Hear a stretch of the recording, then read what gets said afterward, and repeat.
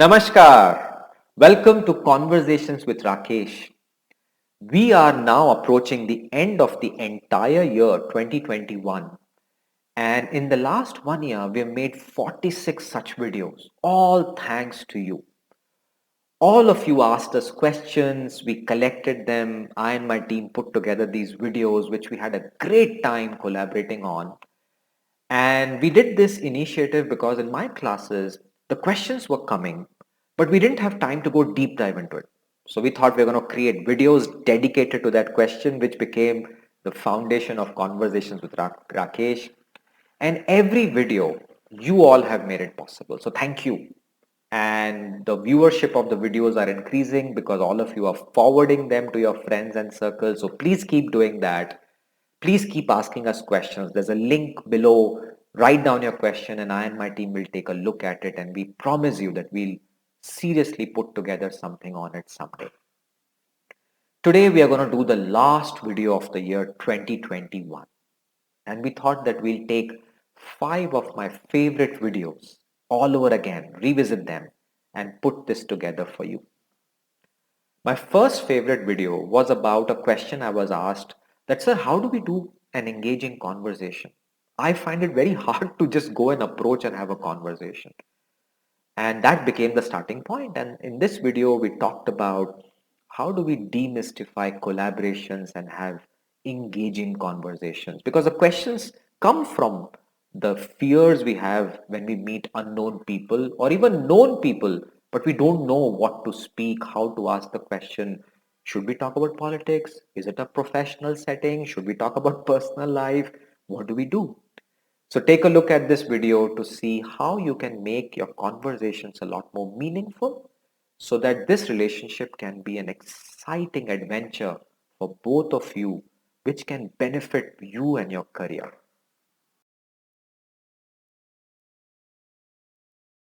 If you are on the right track and if you can strike a conversation, which is done by step number 1, connect with the person, make that person feel a little bit comfortable with you around them. Step number 2, listen more. I think the best conversationist is a person who speaks very, very less and gives the other person a chance to talk.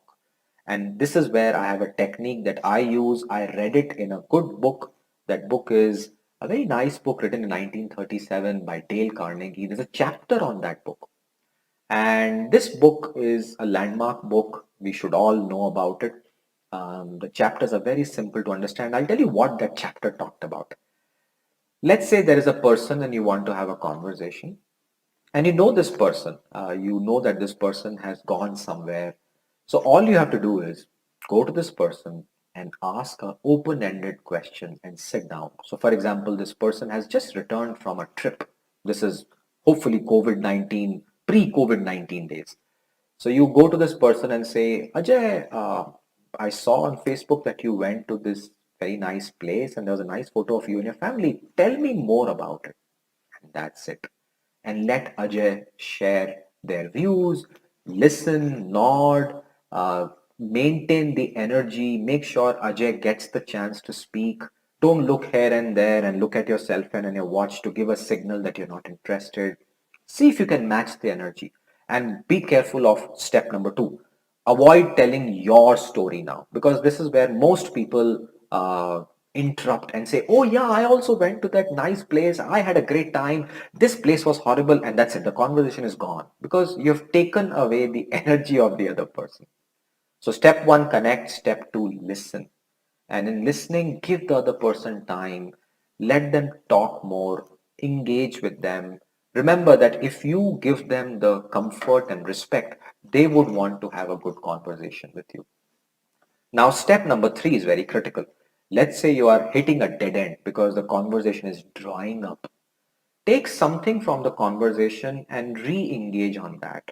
Or take a very different topic and ask another question, or probably offer your point on that particular topic and nudge the conversation in a very different path. And let's say you are not able to do that. Don't worry about it. See if you can just be there for 3, 4 seconds. Sometimes the brain is very rusty and there's a lot of social anxiety, and you are in a anxiety mode that I have to say something, relax. Give it 3 4 seconds. Chances are the other person will also be so awkward at that point of time that they'll start the conversation. So don't think that you are the one who's responsible for the conversation. Both of you are. I think the problem comes when we mix conversation with meeting the boss, because there we feel obliged that we have to have a conversation, so I should talk. It's not true. So disconnect all these issues that you're bothered with and look at the foundations of conversation. A good conversation is about good non-verbals as well, your face, your eye contact, and a little bit of nice stories. And if you can offer these few things, connect, listen, do not interrupt, do not tell your sad stories, do not disagree on every point, and build the energy, I think the foundations of conversations are done.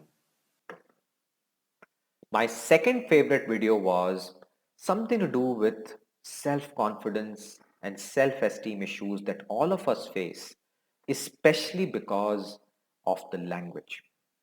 Many of us come from vernacular mediums. Many of us feel that we are not good enough. We have body issues, appearance issues, and then language issues. Then there is mother tongue influence.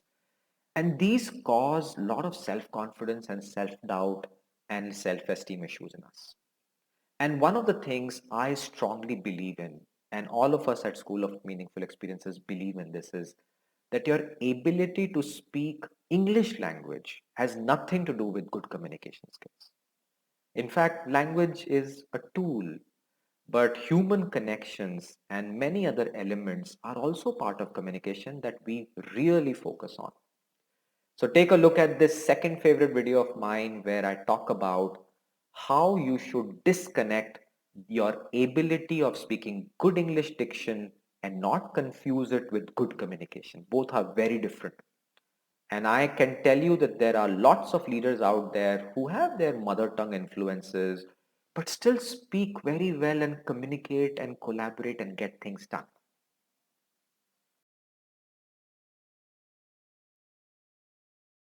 So I want all of you to remember that please do not compare yourself to others who can speak good English.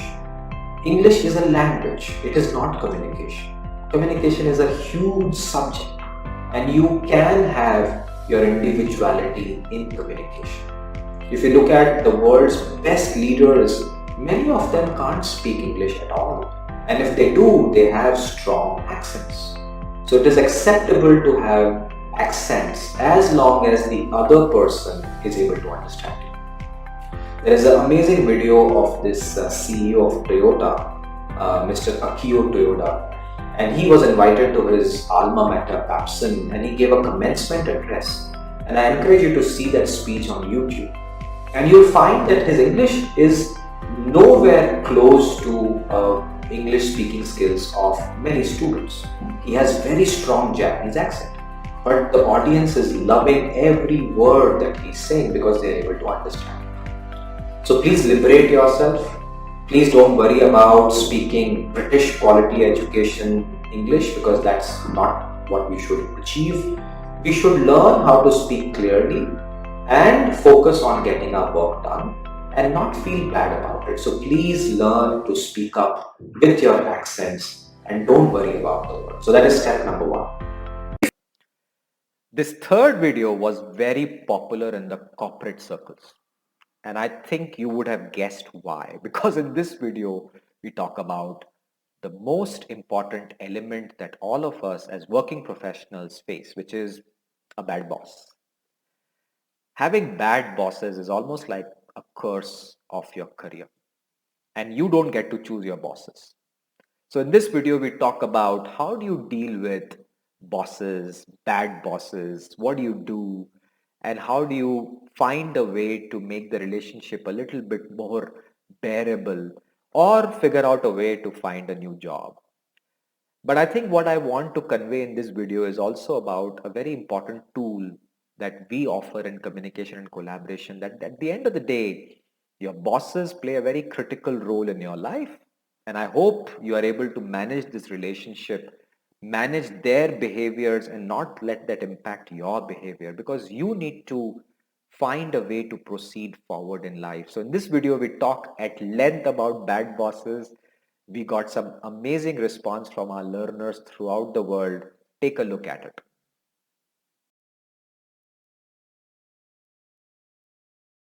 The other thing I'd like to request to you is that in the spectrum of leadership, there are bad people and good people. So please learn to study them. If your manager is not a very pleasant person but is fair, at least you know that he will not harm you. I think nothing wrong in that. You just have to work harder to win his trust. But if your manager is a very vindictive, toxical person who will harm you, please leave that person, because such people will only cause you harm. And there's a term for them. It's called deep narcissists. But I think deep inside, you have to learn to deal with them. You have a choice. You can always resign and find some other company, which is why there's a quotation that people don't change jobs, they change managers. But before you change your manager, just because you think कि गधा है उसको कुछ पता नहीं है, I have a feeling that you're wasting your time and finding bad things in people and avoiding the good things that they may have. So start to pick that nectar and gold, invest time, learn to deal with these people, and both of you can be successful and take this relationship forward. Because if you do that, I think you can create impact by being a good manager, by helping others learning the art of being good managers.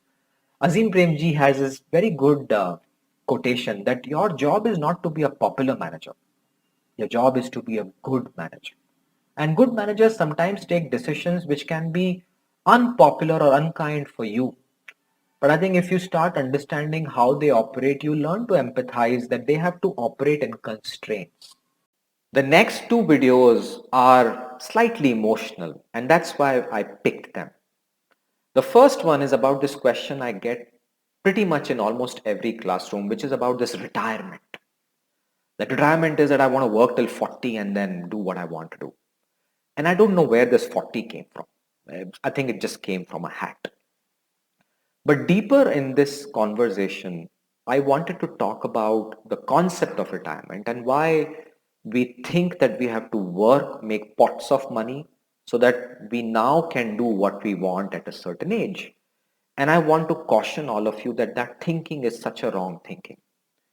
This whole concept of work and life is so beautiful, and you can't compartmentalize it in years and chunks and then retirement. So in this video, I try and demystify that and connect it to things that you must be thinking on a long term and look at career as a continuum, not like a finite point or a destination of 40, 50, whatever. Because I think all of us can be more productive throughout our lives. And I have a prayer for at least myself and for you that I hope that I die in my classroom. What a great way to exit this world. I'm teaching, plop, I'm gone. And I hope all of you also are doing something meaningful, and 1 minute it's time to go, because that's the truth. The only thing which will never change is the certainty of death. But in that approach, we should find a way to make our work meaningful and connect it to concepts of retirement and meaning, because that's what is very important in the competence element of our work.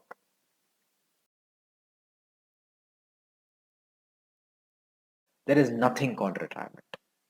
If today you can craft your life where you are satisfied with the money you have, you are satisfied with the society around you, and you're satisfied with your personal purpose, I think you have achieved everything. That is retirement. अब उसको एक milestone मत दो कि 40 पे करूंगा, 50 पे करूंगा, 30 पे करूंगा, because that point doesn't exist. The moment you reach that point, you'll realize that there is so much more, and you can live your life as a retired person if you want to. So it's all about attitude. So here's my 3 tips for all of you who have this doubt ki, what do I do to retire? Tip number 1, focus on the personal purpose first. All of us focus on finance first, society next, personal last. My request is personal को number 1 पे लेके आओ कि मैं क्या करना चाहता हूँ अपनी जिंदगी के साथ. What's my purpose? If you can fix that, that is the biggest part of having a retired life. Okay, hey, I think I'm doing what I love. Now, the second thing is society. You can't survive alone. वो ऋतिक रोशन का जो Spanish villa उसमें क्या करोगे अकेला रहकर? I think you need relationship, friends, उनके साथ एंजॉय करो. That is step number 2. So you need to invest in relationships. And third comes money. ये जो हिंदी पिक्चरों में दिखाते हैं ना कि हम प्यार मोहब्बत से घर चलाएंगे, वो नहीं होता है. That is fraud. एंड घर चलाने के लिए पैसे चाहिए, बिल्स पे करने होते हैं, तो उसके लिए आपको एक whatever the artha of life which is you need wealth and resources to pay bills. आजकल बच्चों की एजुकेशन, गाड़ी, बंगला, सबके लिए पैसा चाहिए. So all of that is required, but that is the third priority. And if you fix the personal first, society next, and the money last, you will be surprised that you are in the retirement nirvana stage of life. That is what I encourage all of you to do, and it is not hard. If you look at it, it's actually very simple. It's more about mental tuning than anything else. और उसमें डर लगता है क्योंकि जब पैसे नहीं होते हैं बिल पे करने के लिए बहुत हालत खराब होती है, बट इतना भी बुरा हाल नहीं होता है. So see if you can recalibrate your retirement definition. Stop thinking retirement as this point where you have potloads of money. That I don't think is retirement. That is enough money to buy whatever you want. That's okay. You don't have to go to office the next day paise ke liye. That is fine. But not going to office will create a havoc in your life because you'll be lost. You will have serious depression, health problems. You'll feel a vacuum कि यार मैं कर क्या रहा हूँ? I'm so much capable पर कुछ है नहीं करने को. That is where personal wealth is very important. Your skills and your purpose and your ability to do something with your life constructively. So re-architect your lives, recalibrate your lives. It's very easy to have a retired life right away. 40 पे भी मत wait करो, अभी retire हो सकते हो.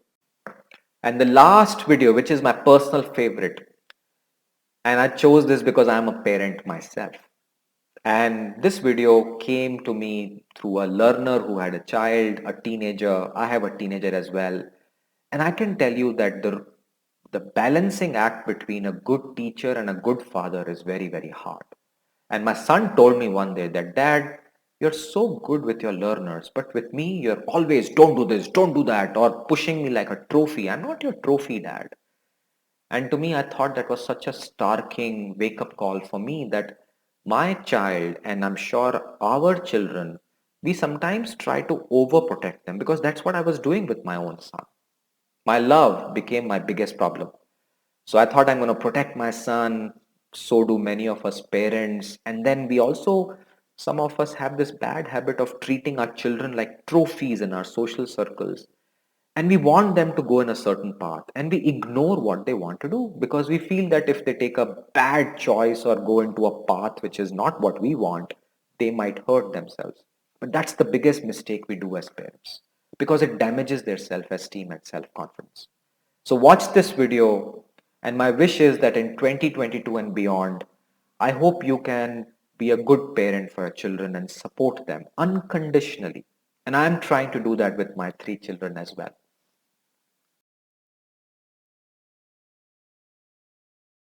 For a child, the father and the mother are the first decision supporters. And if you are going to say no and put doubt in them कि क्या कर रहा है, क्या रखा है ऑटोमोबाइल डिजाइन में, इंजीनियर कर, एमबीए कर, they start doubting themselves. And you want the best for them, but this is not the way to do the best for them. You are actually devastating their future lives. So here are my 2-3 suggestions for all of you parents out there. Step number 1 or request number 1, please do the one job that you parents, including me, are supposed to do. Our only job is to love our children unconditionally. There is nobody in the world who will do this. The schools will beat them up. The offices will beat them up. Everybody will beat them up.